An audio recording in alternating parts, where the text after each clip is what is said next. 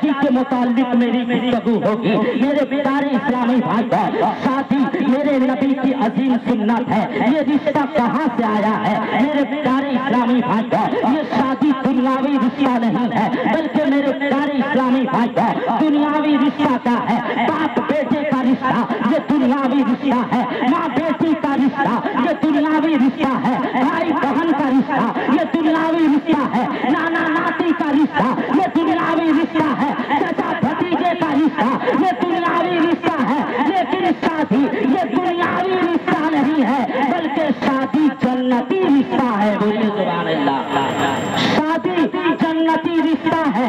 یہ کیسے ہے؟ آپ نے سنا ہوگا سب سے پہلے ہمارے اور آپ کے بعد حضرت آدم علیہ السلام کے نکاح جنت میں ہماری اور آپ کی ماں حضرت حوا علیہ السلام سے ہوئی، لیکن بات دوسری طرف رہے۔ بلکہ شادی کے متعلق میں بتانا چاہتا ہوں، اگر ہم مسلمان ہیں، اگر شادی سنت کے مطابق کریں گے، اللہ کے رسول صلی اللہ تعالیٰ علیہ وسلم ارشاد فرماتے ہیں کہ جس کے گھر میں اگر سنت کے مطابق شادی ہے تو اللہ تبارک و تعالیٰ اس کے گھر میں برکتیں عطا فرماتا ہے، اس کے گھر میں رحمتیں عطا فرماتا ہے۔ آج میرے پیارے اسلامی بھائی، ہم اور آپ بھی شادی کرتے ہیں، ہم بھی اپنا بیٹے اور بیٹیاں کی شادی کرتے ہیں، لیکن قسم خدا ہے آپ صحابہ کرام کی زندگی کو پڑھیں تو آپ کو معلوم چلے گا سب سے زیادہ اگر صحابہ کرام کی نکاح ہوئی ہے تو مسجد نبی شریف میں ہوئی ہے، مسجد نبی شریف میں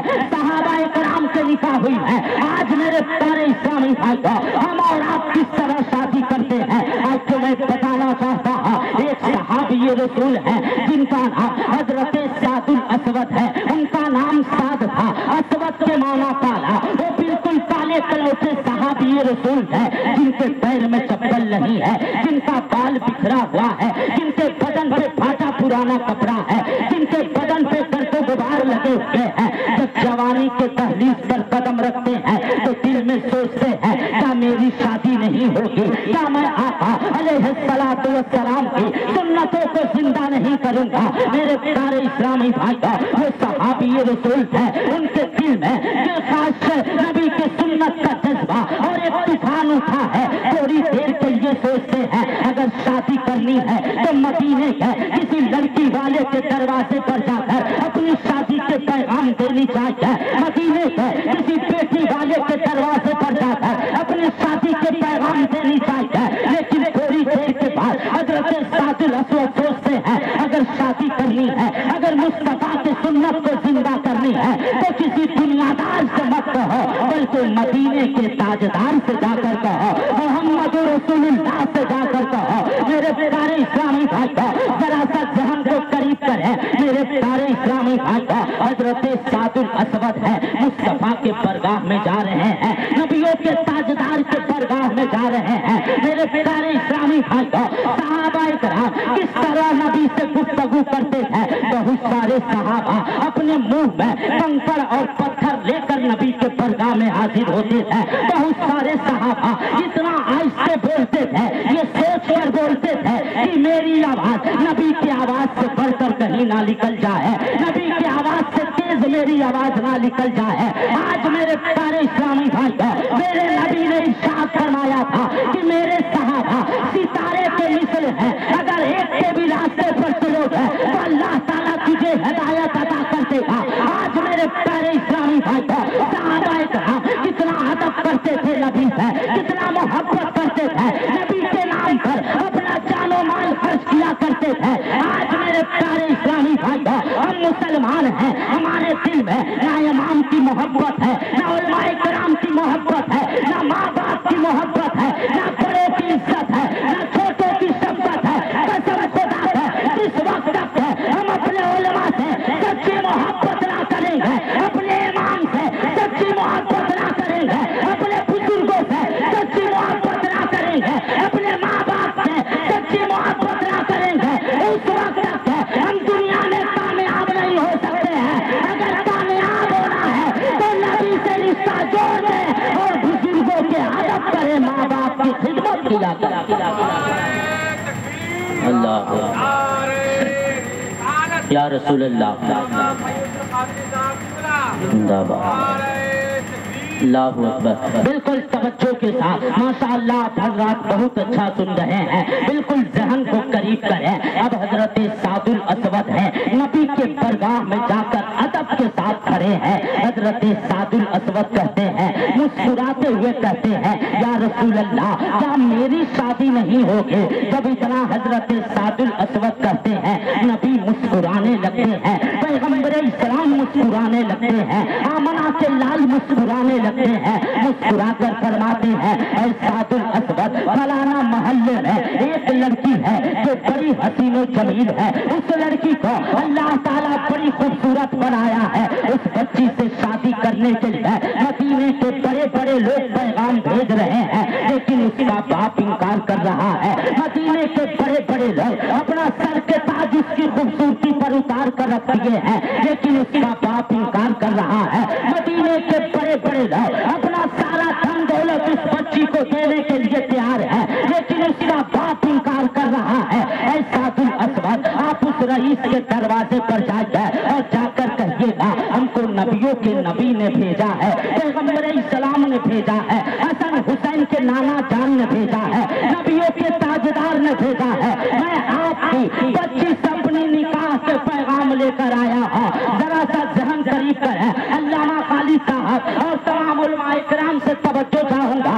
اشار مبارک پوری صاحب قبلہ ذرا سا ذہن کو قریب کریں سب لوگ اور دھیان سے سنیں گے. حضرت سعد الاسود ہیں, مسکراتے ہوئے جا رہے ہیں, محبت سے مسکراتے ہوئے نبی پر درود و سلام کرتے جا رہے ہیں. ارے میرے پیارے اسلامی بھائی, حضرت سعد الاسود ہے جب ان رئیس کے دروازے پر پہنچتے ہیں, وہ رئیس گھر سے باہر نکلتے ہیں. نکلنے کے بعد حضرت سعد الاسود کو دیکھتے ہیں, پوچھتے ہیں آپ کہاں سے تشریف لائے ہیں, آپ کہاں سے تشریف لائے ہیں. اور جو حسین و جمیل جو خوبصورت لڑکی ہے وہ دور سے حضرت سعد الاسود کو دیکھ رہی تھے.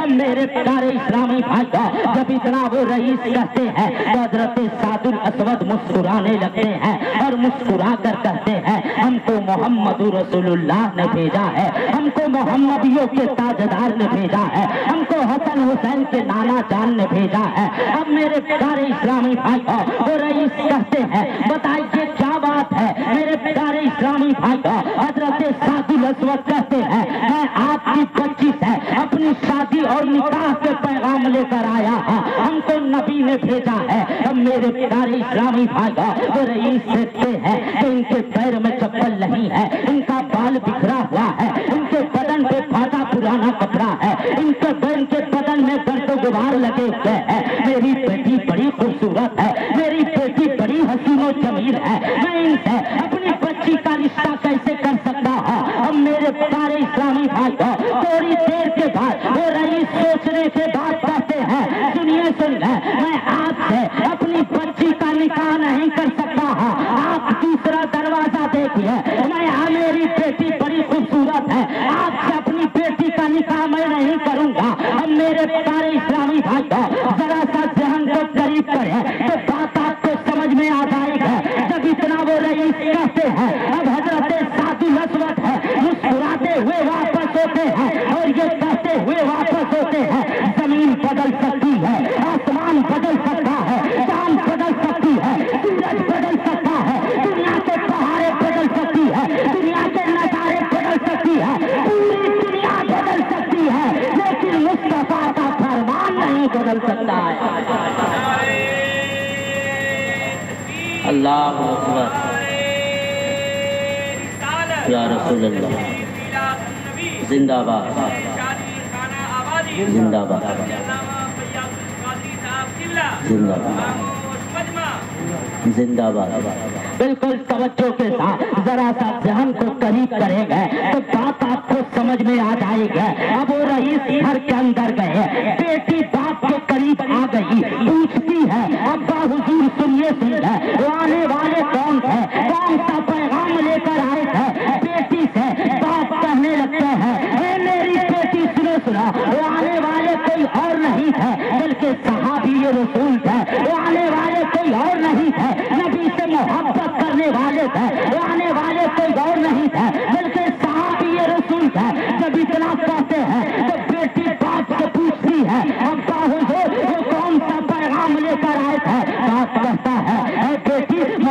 रसूलुल्लाह भेजे थे, तुमसे अपनी शादी के पैगाम लेकर आए थे, अपने निकाह के पैगाम लेकर आए थे।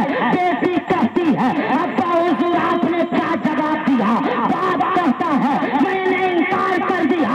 बेटी कहती है अब्बा हुजूर जल्दी नबी के पास जाएगा और नबी से कह दीजिएगा मेरी बेटी को हजरत सादुल असवद पसंद है, अगर मेरी बेटी शादी करेगी तो हजरत सादुल असवद से शादी करेगी। जहन को करीब करें मेरे प्यारे इस्लामी भाई को, तो बात आपको समझ में आ जाएगी। मेरे प्यारे इस्लामी भाई को हजरत सादुल असवद है, जस्ट नबी के पास आकर बैठे थे। जब तक वो रईस आए मुस्तफा के कदम को चूमते हैं, इरशाद फरमाते हैं या रसूल अल्लाह मेरी बेटी को हजरत सादुल असवद पसंद है। या रसूल अल्लाह आप निकाह के वक्त मुकर्रर कर दें, आप निकाह के टाइम फिक्स कर दें। मुस्तफा निकाह के वक्त मुकर्रर करते हैं। अब वो रईस घर गए, घर जाने के बाद एक कमरे में अपनी बेटी को बंद करते हैं। बेटी के करीब बैठ कर कहते हैं ऐ बेटी सुनो सुनो, तो उन्हें कैसे पसंद कर ली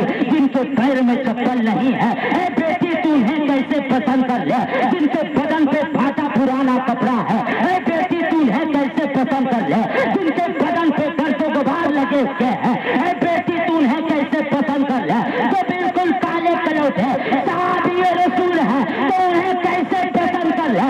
बेटी कहती है अब्बा हुजूर आपको मालूम नहीं है, जब कल मैदान महशर कायम होगी दुनिया की तमाम बेटियां अल्लाह रब्बुल इज्जत के दरबार में हाजिर हो गए। हश्र के मैदान में अल्लाह ताला पूछेगा ऐ हश्र में आने वाली लड़कियों बता तेरी शादी किसने कराया है? तो अब्बा हुजूर कोई लड़की कहेगी मेरी शादी मेरे नाना ने कराया है, कोई लड़की कहेगी मेरी शादी मेरे भैया ने कराया है, कोई लड़की कहेगी मेरी शादी मेरे चाचा ने कराया है, कोई लड़की कहेगी मेरी शादी मेरे मामू ने कराया है, कोई लड़की कहेगी मेरी शादी मेरे गाँव वालों ने कराया है, कोई लड़की कहेगी मेरी शादी मेरे रिश्तेदारों ने कराया है।